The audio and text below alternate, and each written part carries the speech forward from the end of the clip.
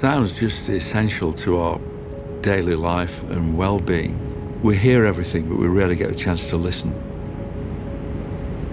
I've come to the beach at El Matador to record the sounds of the great Pacific Ocean. And what I'm interested in is recording it in stages from varying perspectives. And that starts at the very top of the beach, back from the cliff edge, where I can hear this deep, silky roll of the ocean. And then step forward, move right up to the cliff edge. The whole sound of the ocean changes, and you start to hear not only the deep thud of the breakers, but these high frequency sounds of the bubbles breaking, because that's all waves are, really. Millions, billions of bubbles breaking, and that high frequency shine that comes off the wave wash. That's a really engaging sound because it's the sound of the ocean, but from quite a distant perspective. I'm Chris Watson, and together we're going to explore the art of sound recording. I think I would be about 12 or 13, and my parents bought me a reel-to-reel tape recorder. So I was fascinated by this, and I ran around the house recording the refrigerator and the doors squeaking. And then where I lived with my parents, in the back garden, we had a bird table. And I remember looking out of the window, being able to watch the birds, but not hear them. It was a bit like a silent film. I went outside, hung the microphone next to the table and the recorder underneath, and set it going, ran back inside. And I like to think I can remember that moment of playing that recording back and just being transported into another world, this world of sound, through this little analog tape recorder, and realised that it wasn't just a machine for documenting things, it was a creative instrument.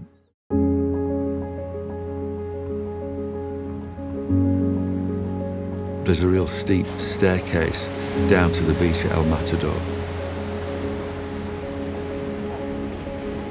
I'm halfway down. I'm getting the sound of the ocean from a closer perspective, but with this slapback from the cliffs behind me.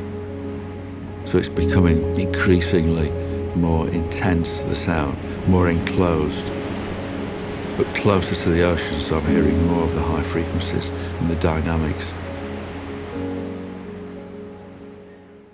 So I spent a lot of my time recording the sounds of wildlife for films, television programs, radio productions. I think it's been one of my greatest pleasures in working in film and television is working, first of all, at the BBC Natural History Unit, but also working with David Attenborough. I did a talk with him a few years ago at the British Library. It was just me and him, just anecdotes about our time together.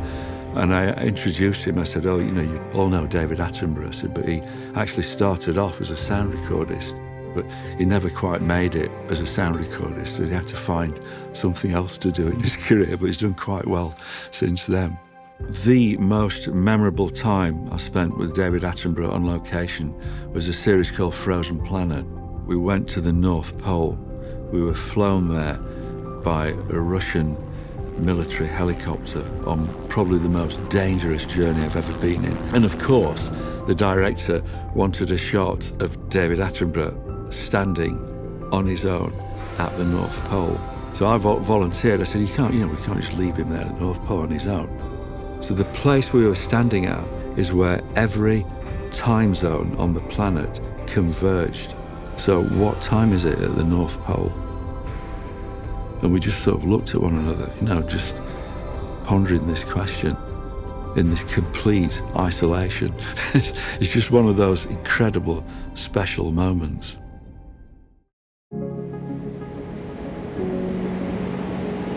Walking off the steps and onto the sand, I'm immediately struck by the full-throated roar and growl of the Pacific surf, something I've not encountered in the higher stages.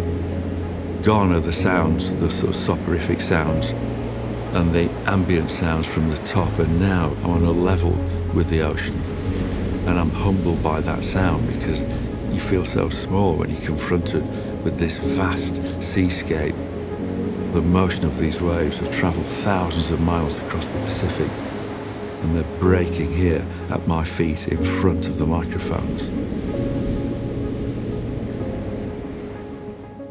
When I was working on Frozen Planet, we were on an island, Norwegian archipelago, and the sea was frozen solid, but there were holes in the sea ice, and the holes were made by bearded seals, which come out to breathe and spend time hanging out on the ice, and then go back in the water.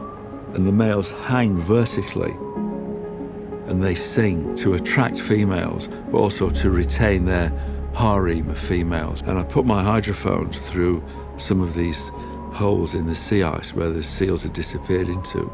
And on the surface, it was flat calm, there was no sound.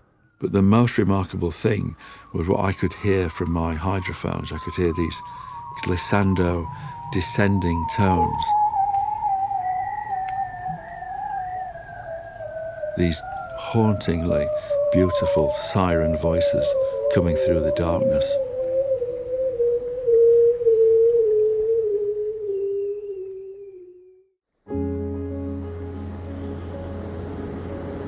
I'll move across the beach to a place where there's a more open area of sand because the tide's ebbing now. And what I really want to do here is record the sound of the ocean through two different mediums, through air with my surround microphone, but also with hydrophones, which I'm using as geophones buried in the sand.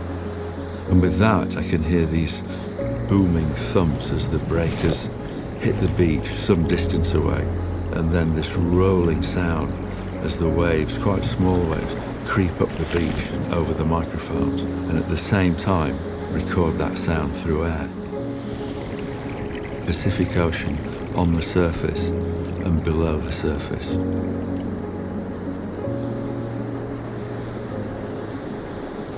At the end of this journey, the tide's starting to ebb, the sun's setting, and I've achieved a whole range, a palette of recordings of the ocean. And making a journey like that, a journey in sound, is really satisfying. I love that process. And I also like the isolation, the solo aspect of recording, because no one else can hear the world like I can at that moment. What I really enjoy is that further process, taking those recordings, sharing where my microphone was when I made the recordings, with the right sound in the right system. That's absolutely crucial to my work. We've come to L-Acoustics in Westlake Village, and we're in the elusive studio to listen to the playback of the recordings I made on Matador Beach. Sitting here, listening, it sounds to me exactly as I remember hearing it. It's this total immersion. There's a spatial element to this recording which goes way beyond this screen, because it's the breadth of the ocean. I'm also hearing things on a vertical level as well, which I wasn't expecting to. It's exactly what I want to do with my work, to take people where my microphones were when I made the recording. That sound's just essential to our daily life and well-being. We hear everything, but we rarely get a chance to listen. We hear sound like this, but we also feel sound intimately. It's the way in which we connect with the world.